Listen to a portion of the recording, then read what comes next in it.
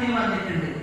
പക്ഷെ അറബികളോടാരും സ്വാതന്ത്ര്യത്തിന് വേണ്ടിയോ അവരോടുള്ള അവർ നമ്മെ ചൂഷണം ചെയ്യുന്നതിന്റെ പേരിലോ നമുക്ക് അവരോട് യുദ്ധം ചെയ്യേണ്ടതോ അല്ലെങ്കിൽ അവരെ ഇവിടെ നിന്ന് പറഞ്ഞയക്കുവാനുള്ള പരിശ്രമങ്ങളിലോ ഏർപ്പെടേണ്ടി വന്നിട്ടില്ല. കാരണം അവർ ഒരു ജനതയെയും ചൂഷണം ചെയ്യാനല്ല, പകരം കച്ചവടം ചെയ്യാനാണ് ഇവിടെ വന്നത്. അങ്ങനെ അറബികൾ വരുന്നു, കച്ചവടം ചെയ്യുന്നു. അവരുടെ കച്ചവടത്തിലുള്ള വിശ്വസ്തതയും ആ കച്ചവടത്തിൽ അവർ കാണിക്കുന്ന ആത്മാർത്ഥതയും കണ്ടുകൊണ്ട് ആളുകൾ അവരുടെ കച്ചവട സ്ഥാപനങ്ങളിലേക്ക് വരികയാണ്. ഇത് കണ്ടപ്പോൾ അവർക്ക് മനസ്സിലായി നാട്ടിലുള്ള ആളുകളുടെ കച്ചവടങ്ങൾ മുടങ്ങിപ്പോയിരിക്കുന്നു, അവർക്ക് ഉപജീവന മാർഗത്തിന് വഴിയില്ലാതെ വരും. അപ്പൊ അവർ കണ്ട വഴി ഉച്ചയാകുമ്പോൾ കടകളൊക്കെ കൂട്ടി ഉച്ചയ്ക്ക് ശേഷം വരുന്ന കസ്റ്റമേഴ്സിനോട് അത് അവിടെ ഒരു കട തുറന്നിരിക്കുന്നുണ്ട്, അവിടെ നിന്ന് സാധനങ്ങൾ വാങ്ങിയാൽ മതി എന്ന് പറഞ്ഞുകൊണ്ട് കച്ചവടത്തെ വിഭജിച്ച് നൽകുന്ന ഒരു ആത്മാർത്ഥത നമുക്ക് അതിൽ കാണാൻ കഴിയും. ഉച്ചയ്ക്ക് ശേഷം അറബികൾ തദ്ദേശീയരായിട്ടുള്ള നമ്മുടെ ആളുകൾക്കിടയിൽ പോയി ആരാണ് പട്ടിണി കിടക്കുന്നതെന്നും ആരുടെ വീട്ടിലാണ് ഭക്ഷണം ഉണ്ടാക്കാത്തതെന്നും അന്വേഷിച്ച് അവർക്കത് കൊണ്ടുകൊടുക്കുവാനുള്ള, അവരെ ഭക്ഷിപ്പിക്കുവാനുള്ള കർമ്മങ്ങളിൽ ഏർപ്പെട്ടിരുന്നു. എന്താ കാരണം? മുഹമ്മദ് നബിയുടെ വാക്കുണ്ട്, നിങ്ങളുടെ മുന്നിലും നിങ്ങളുടെ പിന്നിലും നിങ്ങളുടെ വലതും ഇടതുമായി 40 വീടുകൾ നിങ്ങളുടെ അയൽപക്കക്കാരാണ്. അപ്പൊ അയൽവാസി പട്ടിണി കിടക്കെ വയറു നിറച്ച് ഉണ്ണുന്നവൻ നമ്മളിൽ പെട്ടവനല്ല. നിങ്ങളുടെ കറിയിൽ അല്പം വെള്ളം ഒഴിച്ചിട്ടാണെങ്കിലും അതിന്റെ രുചി അല്പം കുറച്ചിട്ടാണെങ്കിലും അയൽവാസിക്ക് കൊടുക്കണമെന്ന് പറയുന്ന ഒരു വലിയ ഐഡിയോളജിയുടെ കർമ്മരൂപമായിരുന്നു അവരെ കാണിച്ചിരുന്നത്. ഒരു വേള ചരിത്രം വായിക്കുമ്പോൾ ചില ആത്മ ചോദ്യങ്ങൾ നമ്മളെ സ്വയം നമ്മൾ ചില ചോദ്യങ്ങൾ ചോദിക്കുന്നത് നന്നായിരിക്കും. ഒന്ന് ആലോചിച്ചു നോക്കും. മുഹമ്മദ് നബിയുടെ അനുയായികൾ എന്ന് പറയുന്നവർ വരെ നമുക്ക് ആർക്കെങ്കിലും നമ്മുടെ വീടിന്റെ 4 ഭാഗത്തു നിന്നുമുള്ള 40 അയൽവാസികളെ കുറിച്ച് എത്ര കൃത്യമായി അറിയുന്നുണ്ടായിരിക്കും? അവിടെയാണ് ഇസ്ലാമിന്റെ കർമ്മ മാതൃകകളെ ഈ കാലഘട്ടത്തിൽ പരിചയപ്പെടുത്തുക എന്ന് പറയുന്ന ഒരു വലിയ ഉത്തരവാദിത്വം ഇപ്പോൾ നമ്മളിൽ ഒന്നുകൂടി അരക്കിട്ടുറപ്പിക്കേണ്ടത് അനിവാര്യമാണ്. കാരണം ഇസ്ലാം നിരന്തരമായി തെറ്റിദ്ധരിപ്പിക്കപ്പെടുന്നു. അതിന്റെ പദാവലികളെ എടുത്ത് പുറത്തേക്ക് ഇട്ടുകൊണ്ട് തെറ്റായ വ്യാഖ്യാനങ്ങൾ നൽകുന്നു. നമ്മൾ അതൊക്കെ കണ്ടിട്ടും അതിന് മറുപടി പറയാൻ അറിയാതെ, അതല്ലെങ്കിൽ അതിന് മറുപടി പറയേണ്ടത് വേറെ ആരുടെയോ ആണെന്ന് വിചാരിച്ചുകൊണ്ട് മുന്നോട്ട് പോകുമ്പോൾ ഈ രാജ്യത്തിന്റെ സ്വസ്ഥതയ്ക്കും സ്വൈര്യ ജീവിതത്തിനും അത് വിഘാതമാണ്. അതുകൊണ്ട് ഏതൊരു മതവിശ്വാസിയായിരുന്നാലും അവരുടെ മതം തെറ്റിദ്ധരിപ്പിക്കപ്പെടുമ്പോൾ, അതുകൊണ്ട് രാജ്യത്ത് പ്രശ്നങ്ങൾ ഉണ്ടാകുമ്പോൾ നമ്മൾ അതിന്റെ നല്ല വശങ്ങൾ പറയുക എന്നത് ഓരോ മതവിശ്വാസിയുടെയും ഡ്യൂട്ടിയാണ്, ഉത്തരവാദിത്തമാണ്. കാരണം ഇതിങ്ങനെ തന്നെ നിലനിൽക്കുക എന്ന് പറയുന്നത് നമ്മുടെ സമാധാന ജീവിതത്തിന്റെ അടിസ്ഥാനപരമായ ഒരു ഘടകമാണ് എന്നതുകൊണ്ടാണ് ഞാൻ അങ്ങനെ തന്നെ അത് പറയാനുള്ള കാരണം. നിങ്ങൾ ആലോചിച്ചു നോക്കൂ, ഇസ്ലാമിന്റെ ഏതൊരു മതത്തിനും ചില ആചാര വ്യവസ്ഥകൾ ഉണ്ടാകും, ആരാധനാ കർമ്മങ്ങൾ ഉണ്ടായിരിക്കും. അതിൽ അവർക്ക് വിട്ടുവീഴ്ചകൾ ഉണ്ടാവില്ല. അത് ഏത് മതമായിക്കൊള്ളട്ടെ, അത്തരം ആരാധനാ കർമ്മങ്ങളെ അവർ അങ്ങനെ തന്നെ നിർവഹിച്ചു കൊള്ളട്ടെ, അതിൽ നമ്മൾ ഇടപെടേണ്ടതില്ല. പക്ഷേ ആ മതത്തിന് തന്നെ അതിനൊരു ജീവിത വ്യവസ്ഥയുണ്ടായിരിക്കും. ഈ നമ്മൾ ജീവിക്കുന്ന ആ ജീവിതത്തിൽ അവർക്ക് വേണ്ട നിയമങ്ങളും നിയമാവലികളും, അവർക്ക് സമാധാനപൂർവമായി ജീവിക്കുവാനുള്ള ചില അന്തരീക്ഷങ്ങളും സൃഷ്ടിക്കുവാനുള്ള ശ്രമത്തിന്റെ ഭാഗമാണ് ഇസ്ലാം എന്ന് പറയുന്ന ജീവിത വ്യവസ്ഥയിലെ മൂല്യങ്ങളും മാനദണ്ഡങ്ങളും നിയമങ്ങളും എന്ന് നമ്മൾ കൃത്യമായി മനസ്സിലാക്കി വെക്കേണ്ടതുണ്ട്. അതിൽ ഒന്നാമത്തത് എന്താണെന്ന് ചോദിച്ചാൽ, നമുക്കറിയാം നമ്മുടെ രാജ്യത്തെ സംബന്ധിച്ചിടത്തോളം നമുക്ക് ജാതിയുടെ അതുപോലെ തന്നെ വർഗത്തിന്റെയും വർണ്ണത്തിന്റെയും ഉച്ചനീചത്വങ്ങളാൽ വടിഞ്ഞു മുറുക്കപ്പെട്ട ഒരു ജനതയാണ് യഥാർത്ഥത്തിൽ ഇന്ത്യയിൽ ജീവിച്ചുകൊണ്ടിരിക്കുന്ന ഒരു ജനത. അത് ദൈവത്തിന്റെ തലയിൽ നിന്ന് ഒരു വിഭാഗം, ദൈവത്തിന്റെ കയ്യിൽ നിന്ന് മറ്റൊരു വിഭാഗം, ദൈവത്തിന്റെ കാലിൽ നിന്നൊരു വിഭാഗം, അങ്ങനെ ജന്മം കൊണ്ട് തന്നെ അവരെ ഉയർന്നവരും താഴ്ന്നവരുമാക്കി ജന്മത്തിൽ യാതൊരു ഉത്തരവാദിത്വവും ഇല്ലാത്ത മനുഷ്യൻ ആ ജന്മത്തിന്റെ അധസ്ഥിതമായ ആവശ്യത്തിൽ നിന്നുകൊണ്ട് എല്ലാ തരത്തിലുള്ള അവഗണനകളും സഹിക്കണമെന്ന് പറയുന്നത് ഇസ്ലാം എന്ന് പറയുന്ന ഐഡിയോളജിക്ക് അന്യമാണ്. അത് മനുഷ്യനെ സംബന്ധിച്ചിടത്തോളം ദൈവത്തിന്റെ ആത്മാവിൽ നിന്നാണ്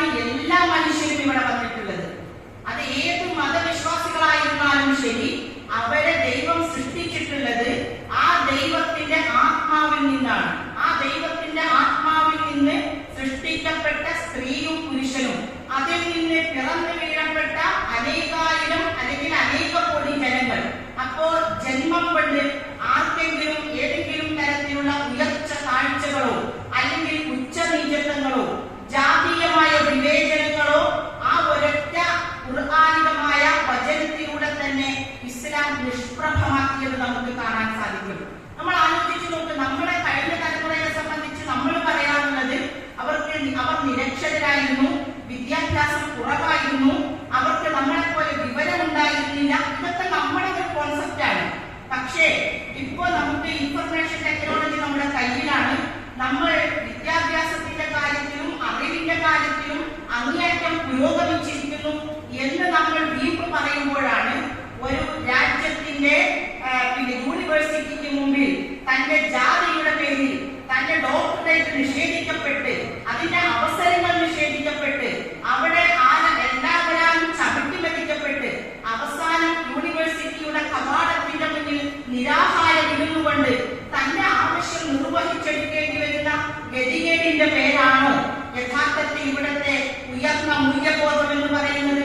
അപ്പൊ അത് എവിടെല്ലാം വരുന്നത് എന്ന് ചോദിച്ചാൽ, എന്തൊക്കെ വിദ്യാഭ്യാസം നേടിയിട്ടും ഈ ഉച്ചനീചത്വങ്ങളെ തുടച്ചു നീക്കാൻ നമുക്ക് കഴിയാത്തത് ഇത് നമ്മുടെ മനസ്സിൽ അടിവേറുറച്ചു പോയതാണ്. അവിടെ നമ്മുടെ ഏറ്റവും വലിയ ഉത്തരവാദിത്വം ജന്മം കൊണ്ട് ഒരു മനുഷ്യനും അധകൃതനാവുകയില്ല എന്നും ജന്മം കൊണ്ട് ഒരു മനുഷ്യനും ഉന്നതനാവുകയില്ല എന്നും ആർക്കെങ്കിലും ഉന്നത സ്ഥാനം കിട്ടുന്നുണ്ടെങ്കിൽ അത് അവൻ ഇവിടെ സദാചാര ബോധത്തോടെ ധാർമ്മിക ബോധത്തോടെ അതുപോലെ തന്നെ ദൈവത്തെ ഭയപ്പെട്ടുകൊണ്ട് അവന്റെ രഹസ്യ ജീവിതത്തിലും പരസ്യ ജീവിതത്തിലും സൂക്ഷ്മത പാലിച്ചുകൊണ്ട് നല്ല രൂപത്തിൽ അവൻ ജീവിച്ചത് കൊണ്ട് ദൈവം നൽകുന്ന ഒരു സമ്മാനമാണ് അവന് ചില ഉന്നത പദവികൾ എന്ന് പറയുന്നത്. അല്ലാതെ എന്റെ ജന്മത്തിന് ഞാൻ കാരണക്കാരനല്ല, ഞാൻ എവിടെ ജനിക്കണമെന്നും എങ്ങനെ ജനിക്കണമെന്നും ആരായി ജനിക്കണമെന്നും ഞാൻ തീരുമാനിക്കപ്പെടാത്ത കാലത്തോളം അതിന്റെ പാപഭാരം നമ്മൾ ഏറ്റെടുക്കേണ്ടവരല്ല എന്ന ഒരു തത്വശാസ്ത്രത്തെ ഉയർത്തി കാണിക്കുവാൻ പലപ്പോഴും നമുക്ക് സാധിച്ചിട്ടില്ല എന്നത് ഇസ്ലാമിന്റെ മാനവിക മൂല്യം പലരുടെ മുന്നിലും തുറന്നു കാട്ടുന്നതിൽ നമ്മൾ പരാജയപ്പെട്ടു പോയതുകൊണ്ടാണ്. അപ്പോ ഈ ഒരു സംഗതിയെ നമ്മൾ സാധാരണ നമ്മൾ കേൾക്കാറുള്ളതാണ്, മുസ്ലിം എന്ന് നമ്മള് മുസ്ലിം എന്നാണ് നമ്മളെ പറയുക, ഇസ്ലാമാണ് നമ്മുടെ മതം എന്ന് പറയും. മുസ്ലിം എന്ന് പറഞ്ഞാൽ എന്താ?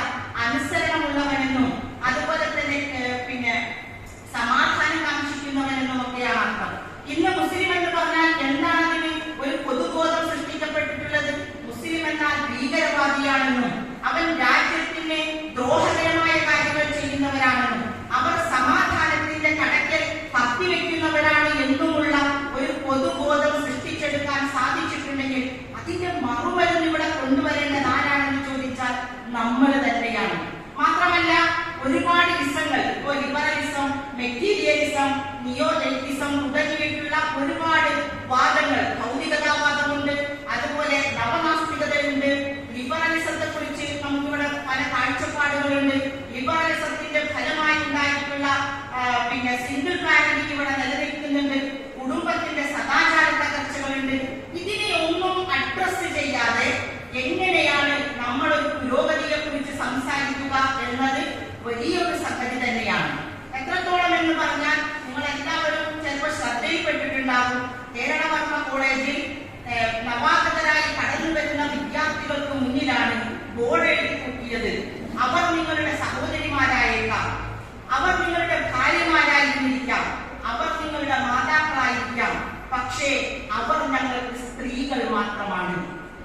ഈ 17 വയസ്സിൽ പ്ലസ് ടു കഴിഞ്ഞ് ഒരു 17 വയസ്സ് കഴിഞ്ഞ് 18ാമത്തെ വയസ്സിൽ കോളേജ് വിദ്യാഭ്യാസ തലത്തിലേക്ക് വരുന്ന ഒരു കുട്ടിയുടെ മുന്നിൽ ഈ രാജ്യത്ത് അറിയപ്പെടുന്ന ഒരു വിദ്യാർത്ഥി സംഘടന എഴുതി വെച്ചിട്ടുള്ള അത്യന്തം അധാർമികമായ ഇത്തരം ചുറ്റുപാടുകൾ കൊണ്ടുവരികയും എന്നിട്ട് ലൈംഗികതയ്ക്ക് ക്യാമ്പസുകൾ ഒരുക്കുകയും അവിടെ അശ്ലീലമായിട്ടുള്ള പദപ്രയോഗങ്ങൾ നടത്തുകയും എന്നിട്ട് ഇതാണ് സംസ്കാരം എന്ന് പഠിപ്പിക്കുകയും ചെയ്യുന്ന ഈ രാജ്യത്തിന്റെ സംസ്കാരം ഉയർത്തിപ്പിടിക്കുവാൻ നമുക്ക് സാധിക്കേണ്ടതുണ്ട്. അത്തരത്തിലുള്ള വൃത്തികെട്ട ലൈംഗികതകളും അതുമായി ബന്ധപ്പെട്ടിട്ടുള്ള സ്വതന്ത്ര ബോധങ്ങളുമാണ് നമ്മുടെ കുട്ടികളെ ഇന്ന് ഏറിയും കുറഞ്ഞുമൊക്കെ അവരെ നല്ല കാര്യമാണ് ലിബറലിസം എന്ന് പറഞ്ഞാൽ വ്യക്തി താല്പര്യങ്ങൾക്ക് മുൻതൂക്കം കൊടുക്കുക. അങ്ങനെ വ്യക്തിയുടെ താല്പര്യങ്ങൾ സംരക്ഷിക്കുവാൻ ഇവിടുത്തെ ഭരണകൂടം ഒത്താശ ചെയ്തു കൊടുക്കുക. സമൂഹം എന്ന് പറയുന്ന സങ്കല്പത്തെ ഇല്ലായ്മ ചെയ്യുക. അപ്പൊ എനിക്ക് എന്റെ സുഖങ്ങളും എന്റെ സന്തോഷവുമാണ് പ്രധാനം. അതിന് മറ്റൊരാളുടെ സുഖത്തിനോ സന്തോഷത്തിനോ വിഘാതമാകാതെ എനിക്കിവിടെ എന്തും ചെയ്യാം. അങ്ങനെയാണ് കുറച്ചു മുന്നേ ഈ പ്രൊജക്ട് എന്ന് പറയുന്ന ബ്ലോഗർമാരുടെ സഹോദരന്മാരുടെ വാഹനവും അതുമായി ബന്ധപ്പെട്ട പ്രശ്നങ്ങളും ഇവിടെ വരുന്നത്. സമൂഹം എന്ന് പറയുന്ന ഒരു അടിസ്ഥാനത്തെ ഈ പുതിയ തലമുറ നിരാകരിക്കുന്നത് നമുക്ക് കാണാൻ സാധിക്കും. അതുകൊണ്ട് നമ്മളെ സംബന്ധിച്ചിടത്തോളം നമ്മുടെ മനസ്സിൽ അല്ലെങ്കിൽ നമ്മളെ സംബന്ധിച്ചിടത്തോളം ഒരു അടിസ്ഥാനപരമായ ഒരു ഐഡിയോളജി ഉണ്ടായിരിക്കേണ്ടത് അത്യാവശ്യമാണ്. നമ്മൾ ആലോചിച്ച് നോക്കും, പണ്ഡിതന്മാർ പറയാറുണ്ട് മനുഷ്യർക്ക് 3 തരത്തിലുള്ള ഹൃദയങ്ങളാണ് ഉണ്ടാവുക. 3 തരത്തിലുള്ള ഹൃദയം എന്ന് പറഞ്ഞാൽ ഒന്ന് കല്ല് പോലെയുള്ള ഹൃദയം. കാരണം അവർക്ക് അവരുടേതായ ചില ചിന്തകളും ചില വിശ്വാസങ്ങളും ഉണ്ടാകും. അതിനപ്പുറത്തേക്ക് ആരെന്ന് പറഞ്ഞാലും അത് കേൾക്കാനോ അതിനെക്കുറിച്ച് ചിന്തിക്കാനോ അതിലെന്തെങ്കിലും സത്യമുണ്ടോ എന്ന് മനസ്സിലാക്കാനോ ഉള്ള യാതൊരു തരത്തിലുള്ള കവാടങ്ങളും തുറക്കാതെ ഹൃദയത്തെ അങ്ങനെ തന്നെ അടച്ചു വെച്ച ആളുകൾ. ഖുർആനും അത്തരം ഹൃദയത്തെ കുറിച്ച് പറയുന്നത്. രണ്ടാമത്തെ ഒരു ഹൃദയം ഈത്തപ്പനമരം പോലെയാണ് ആ ഹൃദയം എന്ന് പറഞ്ഞാൽ നല്ല വേരുകളൊക്കെ മണ്ണിൽ ആഴ്ന്നിറങ്ങി നല്ല കടിയുള്ള അതിന്റെ കാണ്ഡം, അതിന്റെ മേലെ പച്ച നിറമുള്ള നല്ല ഓലകൾ, മധുരമാർന്ന പഴങ്ങൾ, അത് ഏതൊരു വലിയ കാറ്റ് വന്നാലും അതിന്റെ ശിഖരങ്ങൾ മാത്രം ആടിയുലഞ്ഞി പിന്നെ അത് അവിടെ തന്നെ നിൽക്കും. അപ്പൊ ആദർശബോധമുള്ള ഒരു ഐഡിയോളജി കൊണ്ടു നടക്കുന്ന ഒരു സമൂഹത്തെ സംബന്ധിച്ചിടത്തോളം ഏത് പ്രശ്നത്തെയും അവർക്ക് അഭിമുഖീകരിക്കാൻ കഴിയും. മൂന്നാമത്തെ ഒരു ഹൃദയം എന്ന് പറയുന്നത് തൂവല് പോലെയാണ്. അത് ആ തൂവല് വടക്ക് ഭാഗത്തേക്ക് കാറ്റടിക്കുമ്പോൾ തൂവലിന് കനമില്ലാത്തത് കൊണ്ട് അത് അങ്ങോട്ട് പാറിപ്പോകും. പിന്നെ തെക്ക് ഭാഗത്തേക്കാണെങ്കിൽ അത് അങ്ങോട്ട് വരും. അങ്ങനെ കാറ്റിന്റെ ദിശയ്ക്കനുസരിച്ച് സഞ്ചരിച്ചു കൊണ്ടിരിക്കുന്ന ഒരു തൂവൽ പോലെ ചില ഹൃദയങ്ങളെ മനുഷ്യർക്കിടയിൽ കാണാം. എന്ത് കേട്ടാലും അതിലൊക്കെ എന്തോ സത്യമുണ്ടെന്ന് പറഞ്ഞ് അല്ലെങ്കിൽ അതിന്റെയൊക്കെ പിന്നാലെ പോയി ലിബറലിസം കേൾക്കുമ്പോൾ അതാണ് ഏറ്റവും നല്ലത് എന്ന് തോന്നും. അത് കഴിഞ്ഞിട്ട് ഇപ്പുറത്ത് LGBT എന്ന് പറയുമ്പോൾ അതുമായി ബന്ധപ്പെട്ട ആശയങ്ങൾ ഇത് കൊള്ളാമെന്ന് തോന്നും. പിന്നെ ഭൗതികതാവാദം കാണുമ്പോൾ അല്ലെങ്കിൽ അതിനെക്കുറിച്ച് പഠിക്കുമ്പോൾ ഇതാണ് നല്ലതെന്ന് തോന്നും.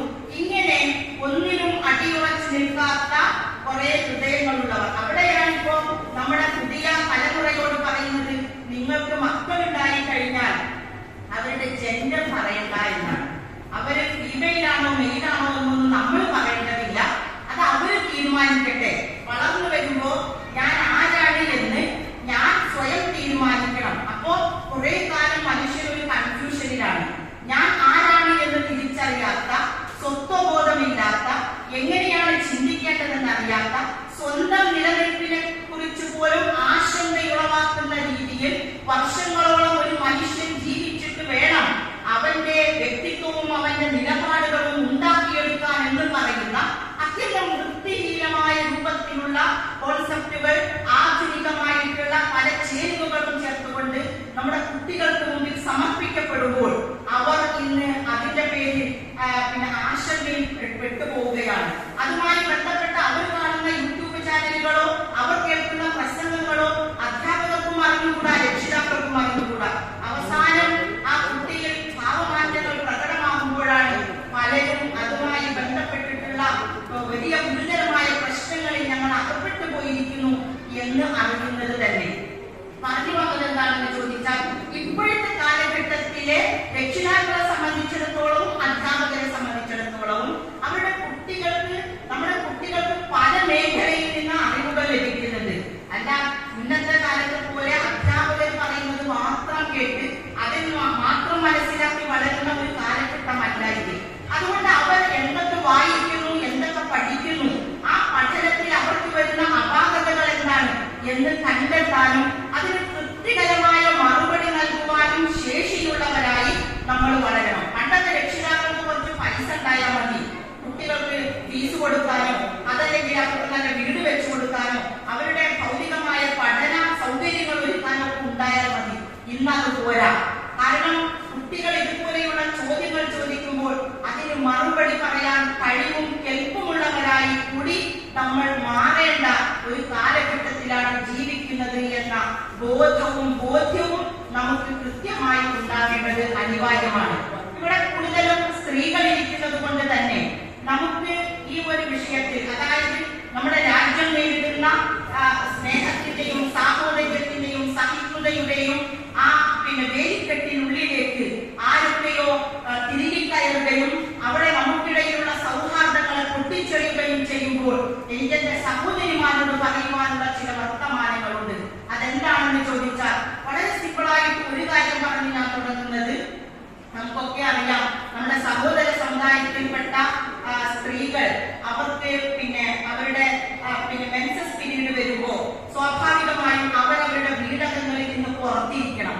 അവർക്ക് വീട്ടിനകത്ത് കയറാനും അതുമായി ബന്ധപ്പെട്ട് വീട്ടുകാരുമായി ഇടപഴകാനും സാധിക്കാത്ത ഒരു സ്ഥിതിവിശേഷം ഉണ്ടായിരുന്നു. ആരാണ് അവർക്ക് നിദ്ര ഒരുക്കിയത്? ആരാണ് അവർക്ക് വീട്ടിനകത്തിരുന്ന് ഭക്ഷണം കഴിക്കുവാനുള്ള സംവിധാനങ്ങൾ ഒരുക്കിയത്? അത് നമ്മളായിരുന്നു സഹോദരിമാരെ. നമ്മുടെ ചുറ്റിലുമുള്ള നമ്മുടെ സഹോദരിമാർ പുറത്തിരിക്കുമ്പോൾ അവർക്ക് നമ്മുടെ വീടിനകത്ത് വന്നിരിക്കാം. എന്താ കാരണം? നമ്മുടെ മതത്തിൽ സ്ത്രീക്ക് അങ്ങനെ ഒരു അവസ്ഥയുണ്ടാകുമ്പോൾ അവളെ അങ്ങനെ അകറ്റി നിർത്തേണ്ടവളല്ല എന്നതാണ് നമ്മുടെ മതത്തിന്റെ കോൺസെപ്റ്റ്.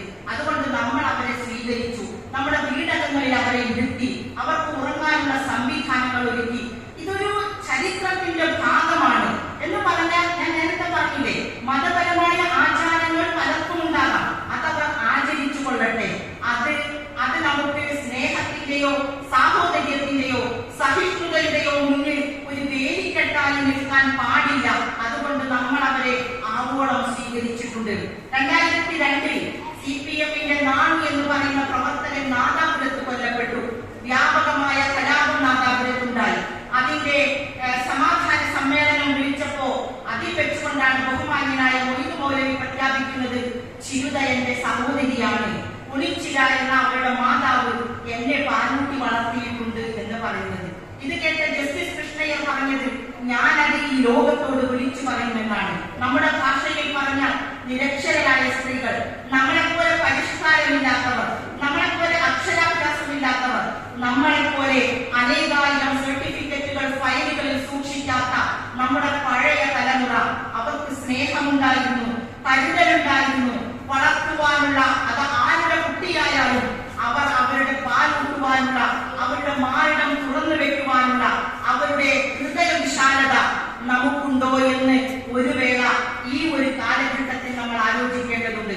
കേരളത്തിന്റെ കവിയായ P.P. ശ്രീധരനുണ്ണി പറയുന്നുണ്ട്, എന്റെ അമ്മ എന്നെ പ്രസവിച്ചപ്പോ എനിക്ക് പാല് തരാനുള്ള കഴിവ് അവർക്കുണ്ടായിരുന്നില്ല.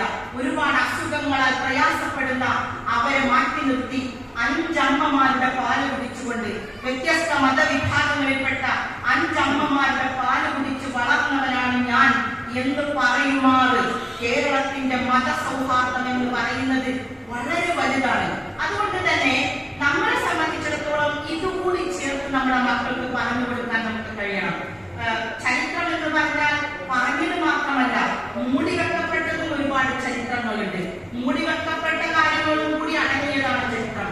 മൂടിവെക്കപ്പെട്ടതിൽ പലതും സ്ത്രീയുടെ ചരിത്രമാണ്. ആ സ്ത്രീയുടെ ചരിത്രങ്ങളിൽ പലതും മുസ്ലിം സ്ത്രീയുടെ ചരിത്രമാണ്. ഇന്നൊരു മുസ്ലിം സ്ത്രീ ദേശസ്നേഹം തെളിയിക്കണമെങ്കിൽ തന്റെ മകൻ ഏതോ ഒരു കശ്മീരിൽ മരിച്ചു വീണപ്പോൾ അവന്റെ മൃതദേഹം എനിക്ക് കാണേണ്ടതില്ല എന്ന് പറഞ്ഞാണ് ഇന്ന് മുസ്ലിം സ്ത്രീയും മുസ്ലിം കുടുംബങ്ങളും ദേശക്കൂറ് തെളിയിക്കേണ്ടതെങ്കിൽ നമ്മുടെ കഴിഞ്ഞുപോയ തലമുറയിൽ അവർ ദേശക്കൂറ് തെളിയിച്ചത് അങ്ങനെയായിരുന്നില്ല. കാരണം 1921 കാലഘട്ടത്തിൽ മലബാർ സമരത്തിൽ ജയിലിലടക്കപ്പെട്ട തന്റെ ഭർത്താവിനെ ഭാര്യ കത്തെഴുതുകയാണ്, താങ്കൾ കുടുംബത്തെ കുറിച്ചോ എന്നെ കുറിച്ചോ ആലോചിക്കേണ്ടതില്ല, താങ്കളുടെ ധൈര്യം ചോർന്നു പോകും, അതുകൊണ്ട് താങ്കൾ ധീരനായി ജയിലിൽ തന്നെ കഴിഞ്ഞുകൊള്ളുക. ഇത് പറഞ്ഞ സഹോദരിയെ കുറിച്ച് സുബഹെ ഉമ്മീദ് പത്രത്തിൽ പണ്ഡിറ്റ് ബ്രിക് നാരായണൻ എഴുതിയത് ഇങ്ങനെയാണ്, ദേശസ്നേഹം പഠിക്കേണ്ടത് ഈ ദേവിയുടെ കാൽച്ചുവട്ടിലിരുന്നാണ്.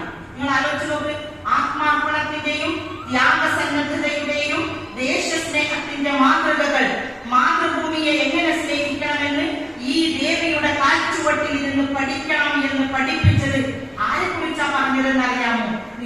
നിസാബീകത്തെ കുറിച്ചാണ്. അതാ ഞാൻ പറഞ്ഞത്, മൂടിവെക്കപ്പെട്ട ചരിത്രം അധികവും സ്ത്രീകളെ കുറിച്ചുള്ളതാണ്, അതിൽ കൂടുതലും മുസ്ലിം സ്ത്രീയെ കുറിച്ചുള്ളതാണ്.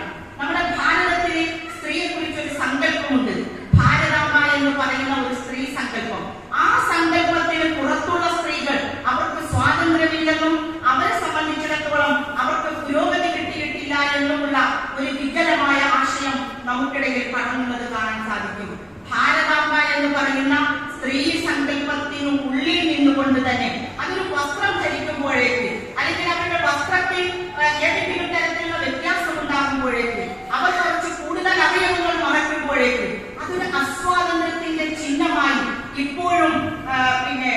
ഇടത് ചിന്താഗതിയുള്ളവർ അല്ലെങ്കിൽ ലിബറൽ ആയിട്ടുള്ള ആളുകൾ അങ്ങനെ ചിന്തിക്കുന്നതാണ് നമ്മൾ കാണുന്നത്.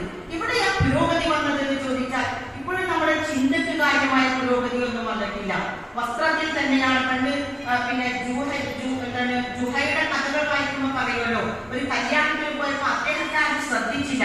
അവസാനം അദ്ദേഹം നല്ല ഭക്ഷണം ഡ്രസ്സ് ഇട്ട് പോയപ്പോ ഭക്ഷണമൊക്കെ വിളമ്പി മാന്യമായി സൽക്കരിച്ചപ്പോ ആ ഭക്ഷണമൊക്കെ എടുത്തിട്ട് ഡ്രസ്സിലിട്ട് പറഞ്ഞു, നേരത്തെ ഞാൻ വന്നപ്പോ നിങ്ങൾ എന്നെ സൽക്കരിച്ചില്ല, എന്നെ പരിഗണിച്ചില്ല, അപ്പൊ നിങ്ങൾ ഇപ്പോൾ പരിഗണിച്ചത് എന്റെ വസ്ത്രത്തെയാണ്.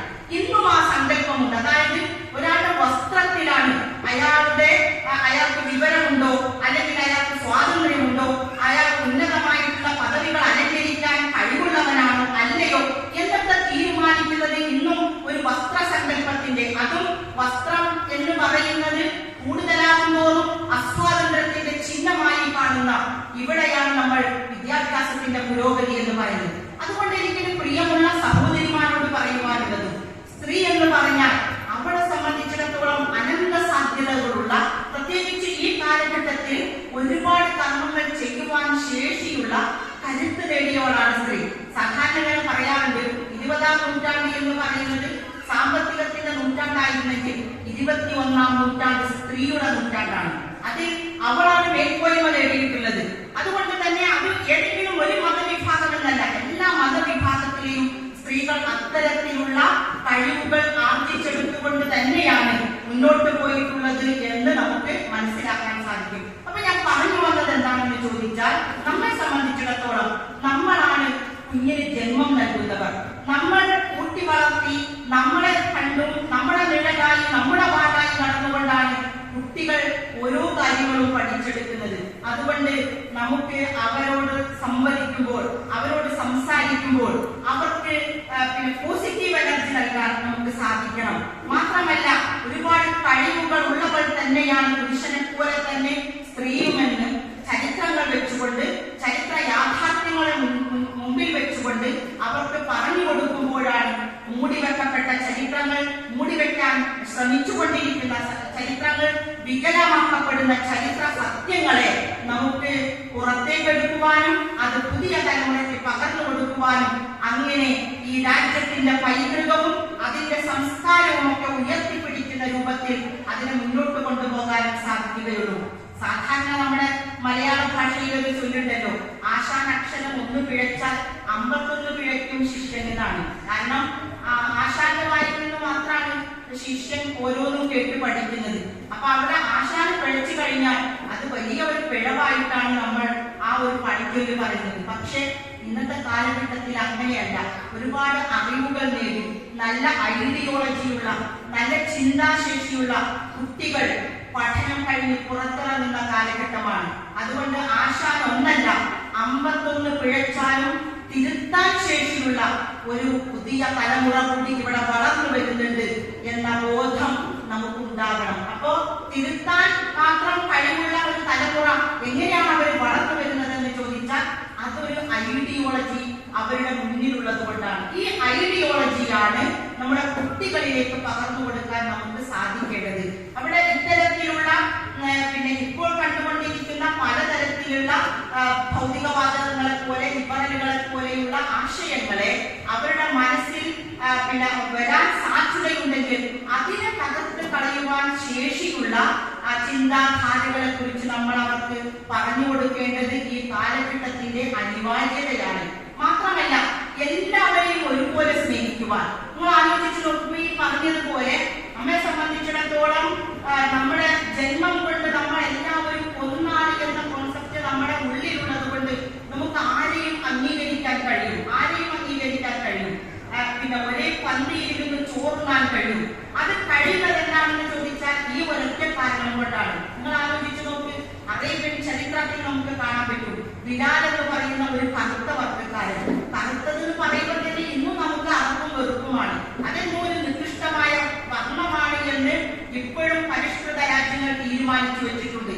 അപ്പൊ കറുത്ത വർഗ്ഗക്കാരനായ ബിലാൽ അതൊരു അടിമയും കൂടിയായാൽ പിന്നെ പറയാനില്ല, നമ്മളെ കാലത്ത് എത്രയോ താഴെയാണ് എന്ന ഒരു വിശ്വാസം നമുക്ക് വരും. അങ്ങനെ കറുത്ത വർഗ്ഗക്കാരനായ, അടിമയായ, ഷർട്ടിടാത്ത, വിയർപ്പിന്റെ ഗന്ധമുള്ള ഒട്ടകങ്ങളെ പരിപാലിക്കുന്നത് കൊണ്ട് അതിന്റെ വിസർജനവുമായി ബന്ധപ്പെട്ട കാര്യങ്ങളിലൊക്കെ ഏർപ്പെടുന്നത് കൊണ്ട് അങ്ങനെ ഒട്ടകത്തിന്റെ മൂത്രത്തിന്റെയും അതിന്റെ മലത്തിന്റെയും ഗന്ധമുള്ള ഒരു മനുഷ്യൻ. ഒന്ന് സങ്കല്പിച്ചു നോക്കുക. നമ്മൾ ഇപ്പുറത്ത് മുഹമ്മദ് നബിയെ ചരിത്രം പരിചയപ്പെടുത്തുന്നത് വൃത്തിയിൽ വസ്ത്രം ധരിച്ച, നല്ല പൂവെള്ള വസ്ത്രം ധരിച്ച, മുടിയൊക്കെ എണ്ണയിട്ട് ചീകി മിനുക്കി വെച്ച, ഖുറൈശ് എന്ന് പറയുന്ന പ്രമുഖമായ അറബി ഗോത്രത്തിൽ പിറന്ന, നമ്മുടെ ഭാഷയിൽ പറഞ്ഞാൽ ഒരു വലിയ തറവാടിയായ നല്ല പേഴ്സണാലിറ്റിയുള്ള ഒരു മനുഷ്യൻ.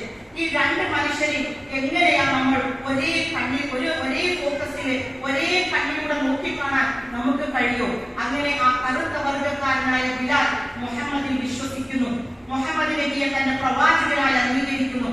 അങ്ങനെ വൃത്തിയിൽ വസ്ത്രം ധരിച്ച ഉയർന്ന പേഴ്സണാലിറ്റിയുള്ള നല്ല തറവാടിയായ മുഹമ്മദ് ഷർട്ടിടാത്ത, വിയർപ്പിന്റെ ഗന്ധമുള്ള, ഒട്ടകത്തിന്റെ മൂത്രത്തിന്റെ ഗന്ധമുള്ള അടിമയായ കറുത്ത വർഗക്കാരനായ ബിലാലിനെ കെട്ടിപ്പിടിക്കുന്ന ഒരു രംഗം നമ്മളൊന്ന് ആലോചിച്ചു നോക്കുക. ഏതെങ്കിലും ഒരു ചരിത്രത്തിൽ, ഈ ലോകത്ത് ഇന്നോളം ഉണ്ടായ ചരിത്രത്തിന്റെ ഏതെങ്കിലും ഒരു താളിൽ അത്തരം ഒരു നേതാവിനെയും ഒരു അനുയായിയെയും നമുക്ക് കാണാൻ കഴിയും? ഇല്ല. എന്താ കാണാൻ പറ്റാത്തത്? നിങ്ങളെ രണ്ടുപേരെയും ഒരു ദൈവത്തിന്റെ ഒരേ ആത്മാവിൽ നിന്ന് സൃഷ്ടിച്ചെടുത്തു എന്ന് പറയുന്ന ആ വലിയ പാഠത്തിന്റെ മധുരോദാരമായ ഒരു ഉദാഹരണം, അതിന്റെ നല്ല ഒരു വിഷൻ, അതാണ് ഇസ്ലാം തരുന്നത്. ഇത് ഇവിടുത്തെ മുസ്ലിങ്ങൾക്ക് വേണ്ടി മാത്രം ഉണ്ടാക്കിയതാണ് അല്ല. വിശുദ്ധ ഖുർആൻ പറയുന്നത് ഇത് നിങ്ങൾക്ക് എല്ലാവർക്കുമുള്ള ഒരു സന്ദേശമാണ്. ഇവിടുത്തെ മനുഷ്യർക്ക് മനുഷ്യനായി ജീവിക്കുവാൻ, അവർക്ക് സാഹോദര്യത്തോടു കൂടി ജീവിക്കുവാൻ, അവർക്ക് സമാധാനത്തോടു കൂടി ജീവിക്കുവാൻ ഉണ്ടാക്കിയ ആ ഒരു വേദഗ്രന്ഥത്തിന്റെ അവിടെ വർത്തമാനങ്ങളാണെങ്കിൽ ഇപ്പുറത്ത് പ്രവാചകന്റെ ജീവിതം, അതിന്റെ കർമ്മ മാതൃകയിൽ എഴുതിയത് നമ്മൾ വായിക്കണ്ടേ? സഹോദരിമാരെ, സഹോദരന്മാരെ, നിങ്ങൾ ആലോചിച്ചു നോക്ക്. ഇത് നമ്മുടെ കർത്തവ്യമാണ്. അതിനെ ഞാൻ നേരത്തെ തന്നെ പറഞ്ഞു, മതപരമായ ആചാരങ്ങൾ നമ്മൾ വിട്ടേക്ക്. അതിന് നമസ്കാരമുണ്ട്, പിന്നെ നോമ്പെടുക്കാനുണ്ട്, നിർബന്ധമായിട്ടുള്ള സാമ്പത്തികമായ വ്യവഹാരക്രമങ്ങളുണ്ട്. അതൊക്കെ അവിടെ നിന്നുകൊള്ളട്ടെ. നിങ്ങൾ ആലോചിച്ചു നോക്ക്, സാമ്പത്തിക സമത്വത്തിന് വേണ്ടി ഇത്രയേറെ നിയമങ്ങൾ വെച്ച് വേറൊരു ജീവിത വ്യവസ്ഥ നമുക്ക് കാണാൻ കഴിയില്ല. കാരണം ഞാനിപ്പോ ഒരാളോട് കരാറ് ചെയ്തു, ആ കരാറ് ലംഘിക്കേണ്ടി വന്നാൽ എന്താ പ്രായശ്ചിത്തം? ആ പ്രായശ്ചിത്തം വരുന്നത് 60 ആളുകൾക്ക് ഭക്ഷണം കൊടുക്കണമെന്നാണ്. വേറെ ഒന്നുണ്ട്, ഇപ്പോഴത്തെ കാലത്ത് നിലവിലില്ലാത്തത് കൊണ്ട് ഞാൻ അതിലേക്ക് കടക്കുന്നില്ല. 60 ആളുകൾക്ക് ഭക്ഷണം കൊടുക്കണം. ഇനി എനിക്ക് അതിന് കഴിവില്ലാതെ ഞാൻ തന്നെ ദരിദ്രനാണെങ്കിലോ, എങ്കിൽ 3 നോമ്പ് അനുഷ്ഠിച്ചാൽ മതി. അപ്പോ ആരാധനാ കർമ്മങ്ങളെക്കാളും നമ്മളെ സംബന്ധിച്ചിടത്തോളം ഏറ്റവും കൂടുതൽ കൊടുക്കുന്നത് ഈ അർത്ഥത്തിൽ പാവപ്പെട്ടവരെ പരിഗണിക്കുവാനും അവർക്ക് വേണ്ട കാര്യങ്ങൾ ചെയ്യുവാനുള്ള പ്രായശ്ചിത്ത കർമ്മങ്ങൾ വരെ പറഞ്ഞുകൊണ്ട് സാമ്പത്തിക സമത്വത്തിന് വേണ്ടി പണിയെടുക്കുന്ന ഒരു ജീവിത വ്യവസ്ഥയെ ആളുകൾക്ക് മുന്നിൽ സമർപ്പിക്കുവാൻ നമുക്ക് സാധിക്കണം. അതിനെക്കുറിച്ച് പഠിക്കുവാൻ നമുക്ക് കഴിയണം. എന്താണ് പറയുന്നത് എന്ന് ഉൾക്കൊള്ളാൻ നമുക്ക് കഴിയണം. നമ്മൾ സാധാരണ സൈക്കോളജിക്കലായിട്ടൊക്കെ പറയാറുണ്ട്.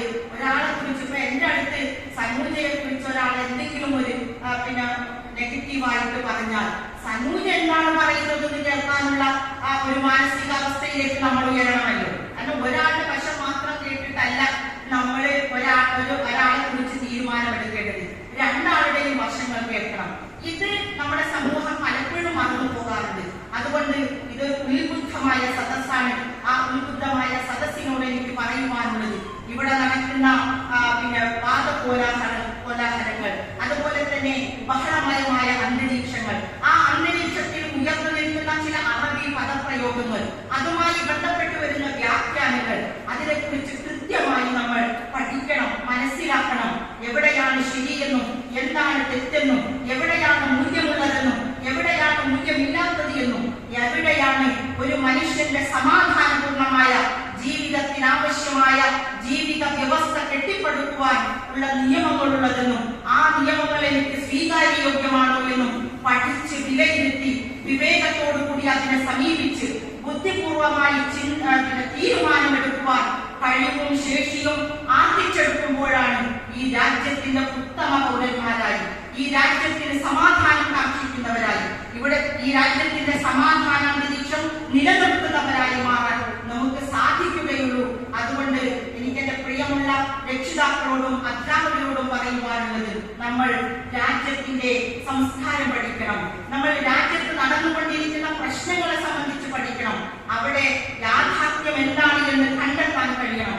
എന്നിട്ട് യാഥാർത്ഥ്യങ്ങൾക്ക് നേരെ കണ്ണടക്കുന്നവരല്ല, രാജ്യത്തിന്റെ സംസ്കൃതി ഉയർത്തിപ്പിടിക്കുവാൻ വേണ്ടി പണിയെടുക്കുന്ന മുന്നണി പോരാളികളായി ഈ രാജ്യത്തിന്റെ ഒരു രണ്ടാം സ്വാതന്ത്ര്യ സമരമെന്നോ അല്ലെങ്കിൽ ഈ രാജ്യത്തിന്റെ പുതിയ ഒരു വീണ്ടെടുപ്പിനോ പ്രയത്നിച്ചു കൊണ്ടിരിക്കുന്ന ആളുകളായി നമ്മൾ മാറുമ്പോഴാണ് യഥാർത്ഥ ദേശസ്നേഹത്തിന്റെ ഉത്തമമായ പൗരബോധമുള്ളവരായി മാറാൻ നമുക്ക് സാധിക്കുകയുള്ളൂ എന്ന് മാത്രം ഈ സന്ദർഭത്തിൽ നിങ്ങളെ ഓർമ്മപ്പെടുത്തുകയാണ്. നമ്മളെ സംബന്ധിച്ചിടത്തോളം ഇത്തരം കാര്യങ്ങൾ ഓപ്പണായിട്ട് നമുക്ക് ചർച്ച ചെയ്യാൻ കഴിയണം. നമ്മുടെ മനസ്സിലുള്ള ധാരണകൾ തുറന്നു ചോദിക്കുവാനുള്ള ശേഷി നമ്മൾ ഉണ്ടാക്കിയെടുക്കണം. മറുവാക്കും അതിനുവേണ്ട മറുപടികൾ നൽകാൻ സന്നദ്ധരാകണം. അങ്ങനെ തുറന്ന ചർച്ചകളിലൂടെ, മനസ്സ് തുറന്നുകൊണ്ടുള്ള സംവാദങ്ങളിലൂടെ, പരസ്പരമുള്ള തെറ്റിദ്ധാരണകൾ അകറ്റി നിർത്തിക്കൊണ്ട് സാഹോദര്യവും സ്നേഹവും സഹിഷ്ണുതയും ഇവിടെ ഉണ്ടാകണമെന്ന നിറഞ്ഞ ബോധ്യത്തോടുകൂടി നമ്മൾ ഒരുമിച്ചിരുന്നാൽ, നമ്മൾ ഒരുമിച്ച് പഠിച്ചാൽ ഈ രാജ്യത്തിന്റെ എല്ലാ നന്മകളെയും നമുക്ക് വീണ്ടെടുക്കാൻ കഴിയും. ജനാധിപത്യം പൂർണ്ണമായും മരിച്ചിട്ടില്ല എന്നത് നമ്മെ സംബന്ധിച്ചിടത്തോളം വലിയ ആശയാണ്, പ്രതീക്ഷയാണ്. ഇവിടുത്തെ സ്നേഹ സാഹോദര്യങ്ങളും പൂർണ്ണമായും നശിച്ചു പോയിട്ടില്ല എന്ന് പറയുന്നത് നമ്മെ സംബന്ധിച്ചിടത്തോളം വലിയ വെളിച്ചമാണ്, തെളിച്ചമാണ്. അത് കെടാതെ സൂക്ഷിക്കുകയും അതിനെ പൂർവോപരി ശക്തിയോടുകൂടി ആ വെളിച്ചത്തെ പ്രസരിപ്പിക്കുകയും ചെയ്യുവാൻ കഴിയുന്ന ഉത്തമ പൗരന്മാരായി വളരാനും ഉയരാനും നമുക്ക് സാധിക്കട്ടെ എന്ന് ഈ സന്ദർഭത്തിൽ ആത്മാർത്ഥമായി പ്രാർത്ഥിച്ചുകൊണ്ടും ഇങ്ങനെ ഒരു അവസരം തന്ന ഈ സ്ഥാപനത്തിന്റെ ഭാരവാഹികൾക്ക് അകമഴിഞ്ഞ നന്ദി രേഖപ്പെടുത്തിക്കൊണ്ടും ഞാൻ എന്റെ വാക്കുകൾ ഉപസംഹരിക്കുന്നു. എല്ലാവർക്കും ഹൃദയപൂർവ്വം നന്ദി രേഖപ്പെടുത്തുന്നു. അസ്സലാമു അലൈക്കും വറഹ്മത്തുള്ളാഹി വബറകാതുഹു.